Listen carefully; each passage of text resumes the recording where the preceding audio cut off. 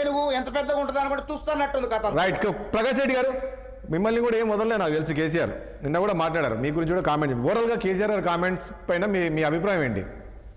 ముందు మిత్రులందరికి నమస్కారం, మీకు కూడా రాజేష్ గారు నమస్తే అండి. నిన్న మాట్లాడాను కదా 10 ఏళ్ల విధ్వంసం 2 ఏళ్ల విధ్వంసము అంటే అవన్నీ మాట్లాడాడు. ఆ మాటల్లో నేను కూడా పెద్ద క్రెడిబిలిటీ పెద్ద పట్టించుకోను. అయితే మీరు అన్న ప్రోమో గురించి ముందు కామెంట్ చేస్తాను. ముందు ప్రోమోలో ఫస్ట్ మీరు ఉద్యమ నాయకుడు అన్నారు సార్.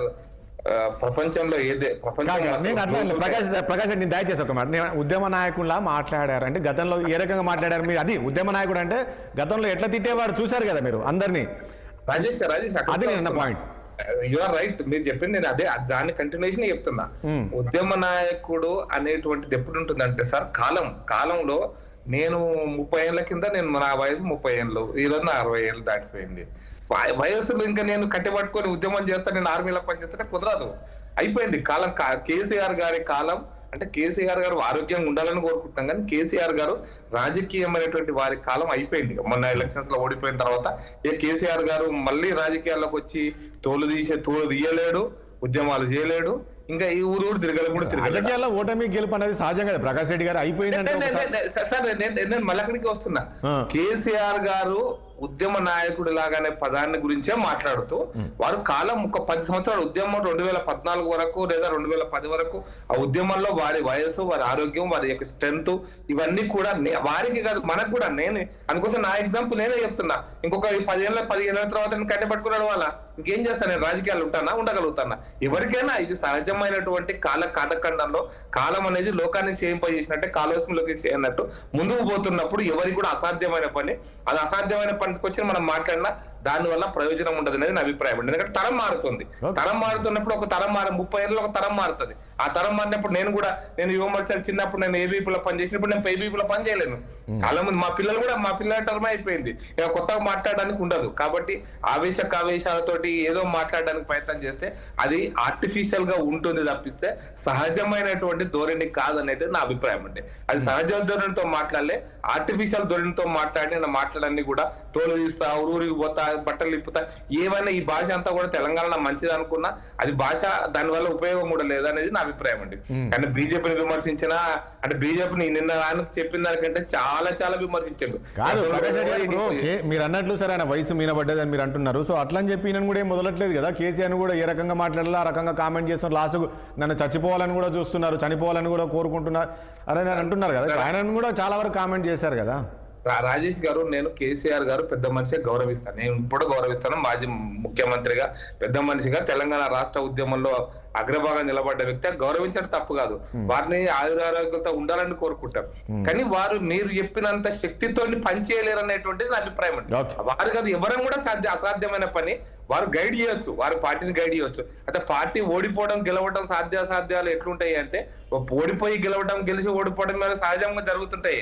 ఎప్పుడు అంటే ఆ పార్టీ కొనసాగుతున్నప్పుడు. కాబట్టి కేసీఆర్ గారు వారు కాంగ్రెస్ కూడా కేసీఆర్ ఊకే ఆయన రాడు అంటే తరం మారింది, ఇంకో కొత్త తరం వస్తుంది. ఆ పార్టీ ఉంటుందా పోతుందా అనేది వీరు చేసేటువంటి దాన్ని బట్టి, ఆ పార్టీ తీసుకున్న నిర్ణయాలను బట్టి ఉంటది. కాబట్టి తరం మారుతుంది, ఇక గలం మారుతుంది అన్నట్టుగానే ఉంటది. ఇప్పుడు అది గలం మారే నేనేమంటా ప్రకాష్ రెడ్డి ఒక్క పాయింట్ ఇక్కడ. సరే మీరు అన్నట్లు నిన్న కేసీఆర్ మాట్లాడిన కామెంట్లో వాస్తవం లేదా 2-3 అంశాలు. ఒకటి, ఫార్మా సిటీ తీసేసి అక్కడ ఫ్యూచర్ సిటీ అని పెట్టి అదొక రియల్ ఎస్టేట్ దందా కోసం అని ఒకటి కావచ్చు. తర్వాత సంక్షేమ పథకాలు తీసుకురావట్లేదు, అసలు ప్రభుత్వము ఈ సంక్షేమ పథకాల్లో దృష్టి పెట్టట్లేదు అనేది ఒకటి. సో ఇలాంటి అంశాలు, ఇలాంటి అంశాలన్నీ కూడా ఇప్పుడు పాలమూరు రంగారెడ్డి ప్రాజెక్టు సంబంధించి ఈ రోజు 3 విషయాలు చెప్తాను. ఫ్యూచర్ సిటీ అది రేవంత్ రెడ్డి గారి ఫ్యూచర్ కోసం తప్ప తెలంగాణ ఫ్యూచర్ కోసం కాదు. రాలేదు కూడా దానికి టెక్నికల్ రీజన్స్ ఒకటే చెప్తాను. ఏంటంటే ఫార్మాసిటీ కోసం సేకరించిన భూమి అది. 2013లో చట్టం తీసుకొచ్చారు. ఏ ఉద్దేశం కోసం అయితే భూమిని సేకరిస్తామో ఆ ఉద్దేశం కాకుండా వేరే దానికి మళ్ళీ బదలాయించాలనుకున్నప్పుడు మళ్ళీ ఎవరి దగ్గర తీసుకున్న భూమిని వాళ్ళకు బదలాయించి మళ్ళీ కౌన్సిలింగ్ కండక్ట్ చేయాలా, మళ్ళీ ప్రాసెస్ చేయాలా. ఇవన్నీ చేసిన తర్వాతనే ఇంకొక ఉద్దేశం కోసం భూములు ఇవ్వాలా. ఈ చట్టం ఇది. ఈ చట్టాన్ని ఉల్లంఘించి తెలంగాణ ప్రభుత్వం ఫార్మాసిటీ పెడతామంటే ఆడ ఫ్యూచర్ సిటీ పెడతామంటే ఫ్యూచర్ సిటీ వచ్చేది లేదు. ఫ్యూచర్ లేని సిటీ ఫ్యూచర్ సిటీ అండి. అయితే వారు రేవంత్ చెప్పిన భాషలో నేను కేసీఆర్ గారు ఎక్కడ తప్పు పడతా అంటే, మీరు ఇష్యూ చెప్పకుండా ఫ్యూచర్ సిటీ రియల్ ఎస్టేట్ కోసం, అవును కరెక్ట్, రియల్ ఎస్టేట్ కోసమే, అంటే రియల్ ఎస్టేట్ కోసం కాకుండా వేరే ఏం కాదు. ఎందుకంటే వాళ్ళకి అనుయాయులకు వాళ్ళకు ఎవరికో భూమి ఉంటే ఫ్యూచర్ సిటీ పేరు మీద, ఇప్పుడు ఫార్మా సిటీ పేరు మీద భూములు ఏమిటండి కేసీఆర్ గారు. నేను మళ్ళీ ఇప్పుడు కేసీఆర్ గారు పెద్ద మనిషిని గౌరవిస్తూనే చెప్తున్నా, ఫార్మా సిటీకి 3 కిలోమీటర్ల దూరంలో నందివనపర్తిలో భూమి, ఫార్మా సిటీకి 3 కిలోమీటర్ల ఫార్మ్ హౌస్ మీరు వెంటనే కొనండి. ఎప్పుడు అసలు మీకు ఫార్మా సిటీ పక్కన ఇంట్రెస్టింగ్ అని చెప్పనా, ఫార్మా సిటీ నేను పుట్టి పెరిగిన ఊరు అదే యాచారం మండలంలోనే, నేను పుట్టి పెరిగి చదువుకున్నది అక్కడనే పుట్టి అదే హాస్పిటల్ చదువుకున్నా. ఆ యాచారం మండలం పక్కనే మొత్తం ఆ నందివనపర్తి, నేను ఎగ్జామ్ రాసిన 7వ తరగతి ఎగ్జామ్ నందివనపర్తిలో రాసిన. ఫార్మాసిటీకి దగ్గర ఉన్నటువంటి భూములు, అవన్నీ భూములు అయిపోయినాయి. ఇంకా అవన్నీ భూములు రియల్ ఎస్టేట్ దందాలకు, ఫార్మాసిటీ పేరు మీద రియల్ ఎస్టేట్ దందాలు చేసి అక్కడున్న ప్రజలను, అక్కడ మీరు ఎవరైనా పెట్టుబడి పెట్టి హైదరాబాద్ లో పెట్టుబడి పెట్టి భూములు కొనుక్కుంటే అవి కూడా సర్వనాశనం అయిపోయినట్టు ఇప్పుడు అది ఏముండదు. అది దాన్ని మళ్ళీ రెస్టోర్ చేయడం కోసం ఫ్యూచర్ సిటీ వచ్చింది. తప్పిస్తే ఇంకేం లేదు. ఫ్యూచర్ సిటీ ఫ్యూచర్ లేని సిటీ అని మాత్రం నా అభిప్రాయం.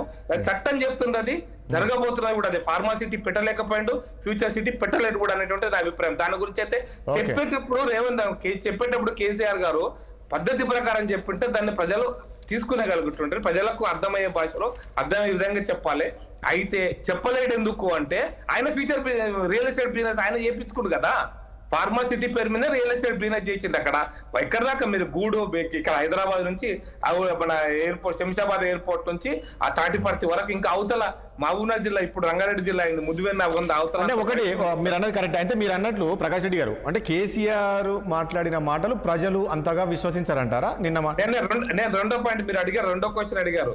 అంటే మీరు ఏమంటారు కాళేశ్వరం పాలమూరు ఎత్తిపోతారు పథకం గురించి, అది కూడా చెప్తాను సార్. నేను ఇంట్రెస్టింగ్ పాయింట్ చెప్తాను. నువ్వు ఆర్డిఎస్ ప్రాజెక్ట్ అప్పుడు ఉద్యమ కాలంలో ఎవడరా నేను వచ్చి కూలగొడతాడు కేసీఆర్ గారే. దాని తర్వాత 4 పాలమూరు రంగారెడ్డికి శంకుస్థాపన చేస్తున్నప్పుడు ఏమేం చేశారో మనం చూసాం. దాని తర్వాత డిండి ప్రాజెక్టుకు మేము కుర్చీ చేసుకొని కూర్చుంటానండి ఆ నక్కలగడ్డి దగ్గర. నేను కుర్చీ చేసుకుని మేము కూడా పోయి చూపించినాం, కుర్చీ ఇండే ఉంది ఇరిగిపోయింది కానీ రాలేదని.